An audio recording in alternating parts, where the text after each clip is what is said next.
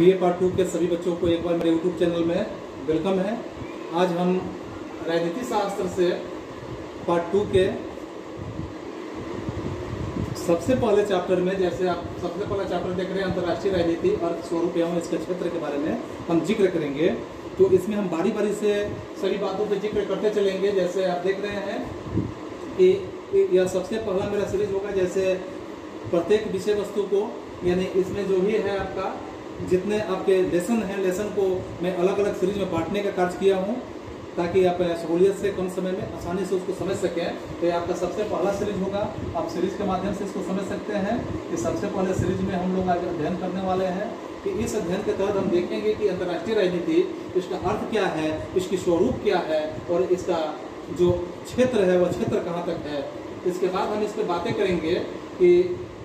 इसके अंतर्गत ही हम बातें करेंगे जिसमें अंतर्राष्ट्रीय राजनीति के अध्ययन का क्या महत्व है। अगर अंतर्राष्ट्रीय राजनीति का अध्ययन हम करते हैं तो इसका अध्ययन का महत्व ही क्या है। इसके बाद हम देखेंगे इसकी परिभाषा क्या है और इसकी प्रकृति क्या है, यानी इसका डिफिनेशन एंड इसके नेचर के बारे में हम बातें करेंगे। इसके बाद हम इंटरनेशनल पॉलिसी के बारे में बातें करेंगे, यानी विदेश नीति जो है, फॉरेन पॉलिसी जिसको हम कह सकते हैं। और इसके बाद राष्ट्रीय और अंतर्राष्ट्रीय राजनीति के बारे में बात करेंगे। नेशनल एंड इंटरनेशनल पॉलिटिक्स क्या है, तो इसके संदर्भ में हम बारी बारी से सबके बारे में जिक्र करते हुए देखेंगे कि सबसे पहले हम देखते हैं अंतर्राष्ट्रीय राजनीति के बारे में कि अंतर्राष्ट्रीय राजनीति के क्षेत्र में अगर हम कहें तो अंतर्राष्ट्रीय राजनीति की जानकारी केवल प्रातःकालीन समाचार पत्रों का अध्ययन अगर हम करते हैं तो उसके अध्ययन करने से या अवलोकन मात्र कर लेने से नहीं होता है, बल्कि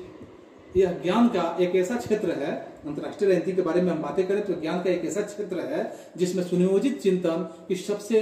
ज्यादा जरूरत होता है। अगर हम सुनियोजित ढंग से चिंतन करें तो इसी की सबसे ज्यादा इसमें जरूरत होता है। अंतर्राष्ट्रीय राजनीति की मूल समस्या राष्ट्रों के आपसी अगर व्यवहार देखा जाए, राष्ट्रों के आपसी आचरण देखा जाए तो इसी के बुनियादी सिद्धांतों पर यह पता लगाना है। खासकर हम यह भी जिक्र करते हैं कि अंतर्राष्ट्रीय राजनीति जो है, अंतर्राष्ट्रीय राजनीति का विद्यार्थी यह पता लगाने का हमेशा प्रयत्न करते रहते हैं कि राष्ट्र सहयोग क्यों करते हैं, यानी एक राष्ट्र दूसरे राष्ट्र को सहयोग क्यों करते हैं। इसके बाद राष्ट्र युद्ध क्यों करते हैं, युद्ध करने का औचित्य क्या है। इसके बाद हम यहाँ विचार करेंगे कि जैसे विद्यार्थियों के यह विचार करने वाली बातें होता है और विद्यार्थी हमेशा इस पे विचार करते रहते हैं, सोचते रहते हैं कि राष्ट्र शक्तिशाली बनना क्यों चाहते हैं। इसके साथ कुछ शांति के लक्ष्य की निरंतर दुहाई देते हुए राष्ट्र जो है शक्तिशाली बनने के लिए हमेशा प्रयत्नशील रहता है। और इस तरह हम खासकर यह भी देखते हैं कि शांति के लक्ष्य के निरंतर दुहाई देते हुए भी राष्ट्र संयुक्त राष्ट्र जैसी संस्था के, जो संयुक्त राष्ट्र की संस्था है, इस संस्था के आदेश का पालन क्यों नहीं करते हैं। निशस्त्रीकरण के सिद्धांत में जैसे हम विश्व शांति के लिए अपरिहार्य मानते हुए भी राष्ट्र की बात करेंगे कि राष्ट्र निरंतर सशक्तिकरण क्यों करते रहे हैं। जैसे हम यहाँ और भी जिक्र करेंगे कि जब द्वितीय विश्व युद्ध हुआ तो द्वितीय विश्व युद्ध के बाद अंतर्राष्ट्रीय राजनीति के अध्ययन अन्वेषण जो उसका किया गया तो उसके अन्वेषण में व्यापक प्रगति हुई है। तो इसके साथ जब हम अंतर्राष्ट्रीय राजनीति की बात करते हैं तो हम छात्रों का इन सारे बातों पर, इन सारे मुद्दों पर अपना दिमाग जो होता है थोड़ा सा भ्रमण करने लगता है कि आखिर में यह अंतर्राष्ट्रीय स्तर पर देश क्यों इस तरह के बातों पे सहमत होते हैं, क्यों इस तरह के बातों में उलझे होते हैं। अब हम बात करेंगे कि अंतर्राष्ट्रीय राजनीति का महत्व क्या है। तो महत्व के संदर्भ में हम देखेंगे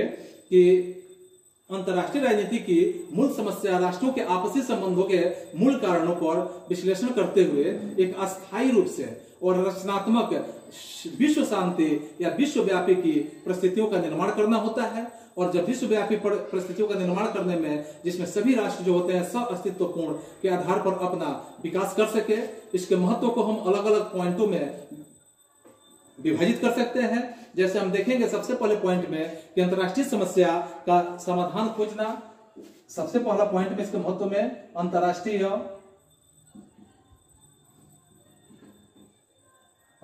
जो होता है, अंतर्राष्ट्रीय समस्या का समाधान खोजने के लिए अंतर्राष्ट्रीय समस्या का समाधान खोजना।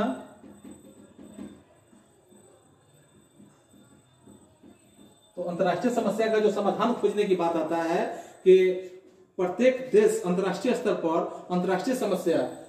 का समाधान खोजने के प्रयत्न में तो रहता ही है। इसके लिए जैसे आप देखते हैं संयुक्त राष्ट्र संघ जो है इसके प्रति सचेत रहता है, जागरूक रहता है। फिर आप दूसरे पॉइंट के रूप में देखेंगे कि विश्व राजनीति के आधारभूत तत्वों से परिचित होना, यानी विश्व राजनीति जो है इसके आधारभूत तत्व क्या है।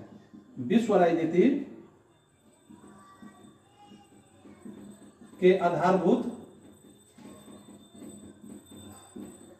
तत्वों से परिचित होना, तत्वों से परिचित होना, यानी विश्व राजनीति जो होता है, विश्व राजनीति के आधारभूत तत्व किस प्रकार के होते हैं। जैसे आधुनिक विश्व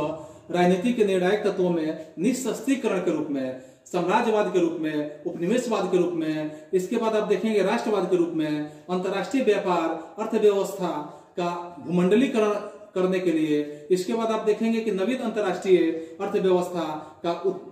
सृजन करने के लिए, इन सारे स्थितियों में विश्व राजनीति जो होता है इसके आधार विश्व राजनीति और यह विश्व राजनीति अपने आधारभूत तत्वों से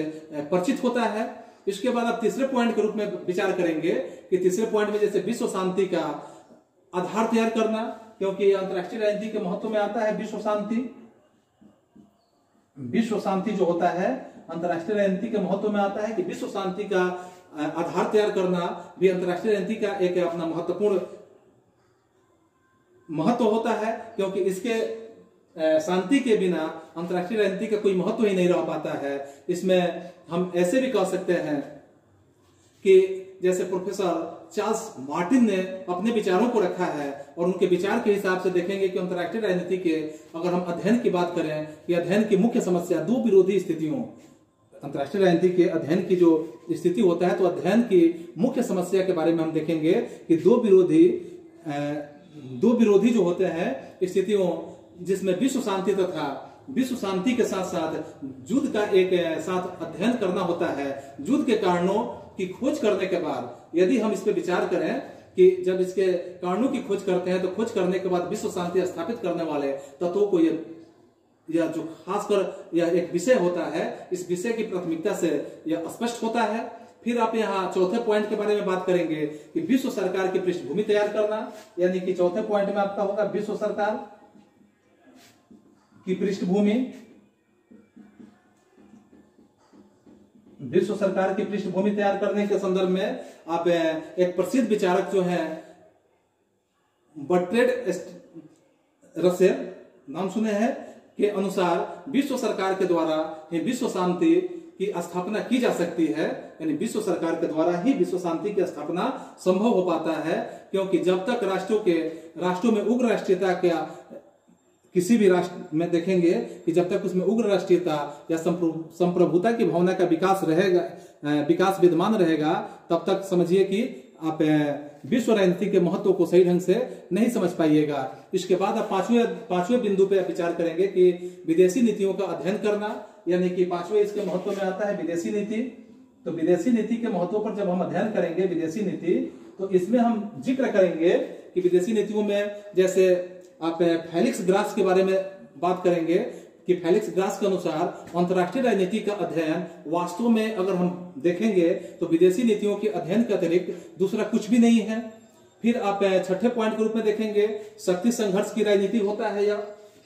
छठे पॉइंट में देखेंगे कि शक्ति संघर्ष की राजनीति। तो शक्ति संघर्ष की राजनीति में आप देखेंगे यहाँ कि शक्ति संघर्ष की जो राजनीति होता है इसमें जैसे हांस जे मार्गेनथाउ महोदय के अनुसार यह बात कहा गया है कि अंतर्राष्ट्रीय स्तर पर अंतर्राष्ट्रीय राजनीति सभी राजनीतिक उद्देश्यों की, यानी जो भी राजनीतिक उद्देश्य होता है तो उस उद्देश्यों की भांति ही शक्ति के लिए एक तरह से संघर्षरत रहते हैं। फिर यहाँ हम दूसरे बातों पे आते हैं कि इसके अगर परिभाषा की बात करें, इसके प्रकृति के बारे में बात करें, अंतर्राष्ट्रीय राजनीति की जो परिभाषा है इसकी प्रकृति है, तो इसके बारे में अगर हम बात करते हैं तो देखेंगे कि विद्वानों में अलग अलग मतभेद है। अलग अलग विद्वानों ने अंतर्राष्ट्रीय राजनीति को अलग अलग ढंग से परिभाषित करने का प्रयास भी किया है, लेकिन हम सीधे तौर पे कह सकते हैं कि राजनीति जो हम पॉलिटिक्स कहते हैं, पॉलिटिक्स में जैसे राजनीति शब्द का विशद विवेचन करना आवश्यक होता है, और इसकी विशद विवेचन अगर हम करते हैं तो बोलचाल की भाषा में इसका हम देखते हैं कि ज्यादा प्रयोग देखने के लिए मिलता है। खासकर यह संस्कृत के भाषा का ही मूल रूप माना जाता है राजनीति, क्योंकि एक आप ऐतिहासिक साक्ष्य के रूप में भी देख सकते हैं कि जैसे रामायण ऐसे कालखंड में सबसे पहले राजनीति शब्द का प्रयोग सुनने के लिए मिला है। जैसे आप देखेंगे कि राम को जब वनवास हो गया रहता है तो वह वनवास के क्रम में जब उनको उनके ही घर वाले कुछ लोग रोकने का प्रयास करते हैं, कई रोकने का प्रयास करती है, कौशल्या रोकने का प्रयास करती हैं, जो माताश्री हैं लोग, तो उस समय श्री राम के मुखवाणी से एक शब्द निकलता है कि यह राजनीति है और इसका पालन करना मेरा दायित्व है। यानी राजनीति, वही शब्द हम यहां स्पष्ट करेंगे कि राजनीति अर्थात राजा का नीति का मतलब होता है, राजनीति का मतलब होता है कि राजा का नीति, यानी राजा के द्वारा जो नीति निर्माण कर दिया गया, जो बातें कह दी गई, वही नियम है, वही कानून है। तो इस तरह से राजनीति शब्द का प्रयोग होता है। यह मूलतः जैसे बताया गया कि संस्कृत शब्द से जो लिया गया है, इसमें इसका अर्थ राजा के नीति से ही संबंधित है और राजा की नीति से है, किंतु वर्तमान संदर्भ में इस शब्द का जिस अर्थ में हम प्रयोग देखते हैं तो उस अर्थों में हम यह भी देखते हैं कि वह इसे भिन्न और व्यापक स्तर पे नजर आता है। जैसे आप अलग अलग विद्वानों का जब विचार देखेंगे तो इस विचारों में आप देखेंगे कि रॉबर्ट के शब्दों में अगर हम बात करें, रॉबर्ट महोदय के शब्दों में बात करते हैं तो रॉबर्ट महोदय जो है मानव समुदायों के ऊपर बात कर रहे हैं कि मानव समुदायों के ऊपर शासन करने की कला को ही राजनीति मानते हैं। फिर आप देखेंगे कि शासन में उसका अभिप्राय है आदेश देने और नियंत्रण करने, जो आदेश देने का काम होता है, आदेश का नियंत्रण करने का काम या कायम करने से संबंधित एक तरह की प्रक्रिया होती है। और उनके मत के अनुसार यह भी कहा जाता है कि पॉलिटिक्स के विषय में और इसके क्षेत्र बहुत व्यापक है, बहुत इसके क्षेत्र जो है विस्तारित है, बहुत लंबे चौड़े हैं, क्योंकि परिवार के बारे में देखेंगे, चर्च के बारे में देखेंगे, ट्रेड के बारे में देखेंगे, यूनियन के बारे में देखेंगे, फर्म के बारे में देखेंगे, अन्य संघों या समुदाय के भीतर जो अब बात देखेंगे कि इसमें चलने वाली प्रतिस्पर्धा को ही राजनीति का रूप दिया जाता है। फिर आप दूसरे एक विद्वान की बात करेंगे, जैसे दूसरे विद्वान में मैक्स वेबर है, तो मैक्स वेबर के अनुसार राजनीति के हम मैक्स वेबर की बात करेंगे, जॉर्ज कैटलिन की बात करेंगे, हेराल्ड की बात सुनेंगे, लासवेल का देखेंगे, जो हेराल्ड लासवेल है, तथा रॉबर्ट डहल की हम चर्चा करेंगे। आदि विचारकों ने राजनीति के संदर्भ में यह राजनीति का जो स्वरूप है, इसके रूप को देखा है और इसके रूप में जैसे जॉर्ज कैटलिन ने अपने विचारों को रखा भी है कि समस्त राजनीति स्वभावतः शक्ति और संघर्ष से ही संबंधित है, क्योंकि राजनीति जो भी है पूरी तरह से अगर राजनीति की बात करें तो वह शक्ति से और संघर्ष से ही वह संबंधित है राजनीति। अब राजनीति की उत्पत्ति के बारे में अगर हम वस्तुतः इस तथ्य से होती है कि प्रत्येक जो भी मनुष्य होता है, प्रत्येक मनुष्य की कुल आवश्यकताएं हैं और जिन्हें पूरा करने के लिए उन्हें मनुष्य की जो आवश्यकताएं होती है उसे पूरा करना बिल्कुल जरूरी होता है।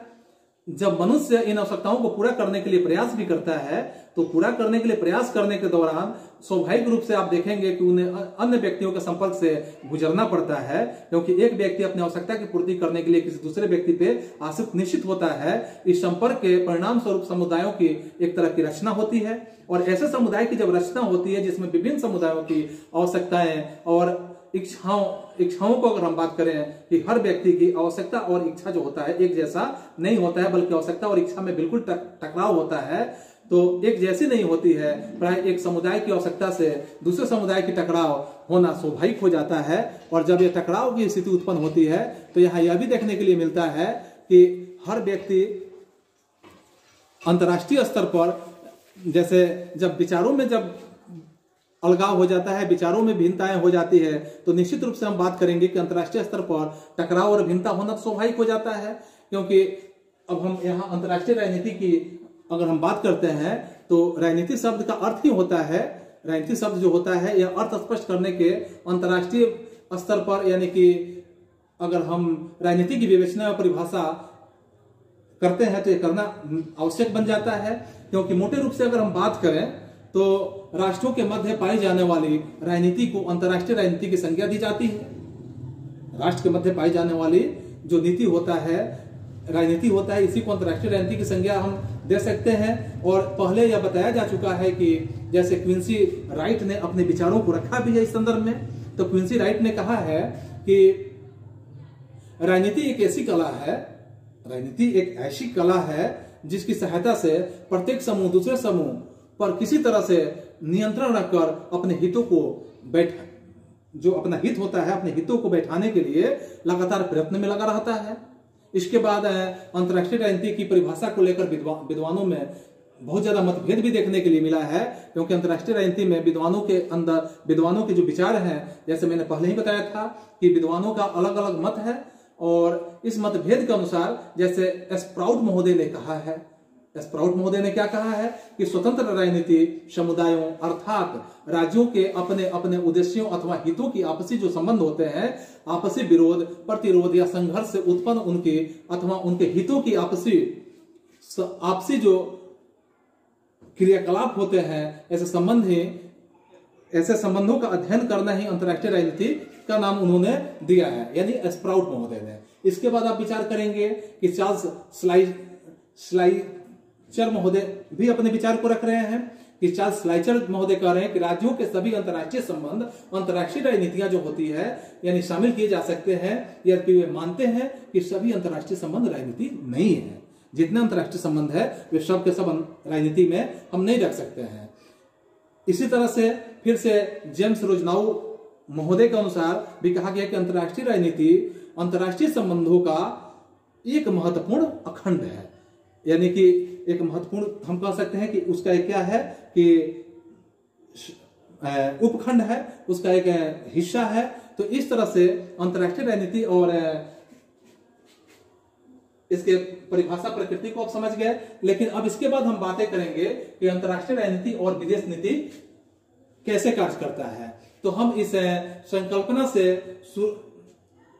से ही शुरू करते हैं कि विदेश नीति का अध्ययन अंतर्राष्ट्रीय राजनीति का अध्ययन से वरिष्ठ रूप से एकदम अगर हम कहें तो काफी घनिष्ठता से दोनों का संबंध जुड़ा हुआ है, और इतनी घनिष्ठता से जुड़ा है कि फिर भी दोनों समानार्थक नहीं माने जाते हैं। वह संबंधों में जुड़ा हुआ है लेकिन समानार्थक नहीं है। इसलिए अंतर्राष्ट्रीय राजनीति को विदेश नीतियों का पारस्परिक संबंध कहना बिल्कुल